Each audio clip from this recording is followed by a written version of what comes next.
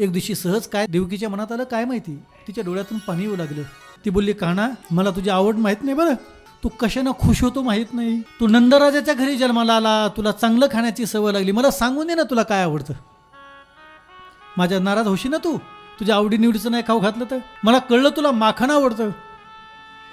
माखन में मा शब्द समाये. माखन शब्दातला पहिला मा शब्द आहे ना. कानाच्या डोळ्याला पाण्याला आई, इथून पुढं मला फक्त माखन मिश्री देऊ नको, बाकी सर्व देत जा.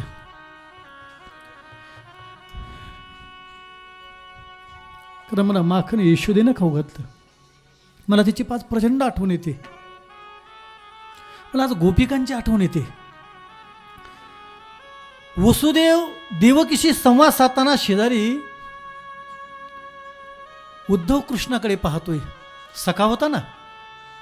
तिने सांगितलं, अरे देवा तू तर प्रचंड मोठा आहेस, मोठ्या माणसाच्या डोळ्यात पाणी शोभत नाही, तू रडतोस आणि ती त्या गवळ्याच्या पोरीसाठी. दया दुधाचा व्यापार धंदा करणारे त्या पोरी दया दुधाचा, आणि त्यांच्याकरता तू रडावं. कानाला फार वाईट वाटलं. कानानं सांगितलं, उद्धवा कृष्णाचे दोनच शिष्य, ज्याला भागवत सांगितलं तो उद्धव आणि ज्याला गीता सांगितली तो अर्जुन.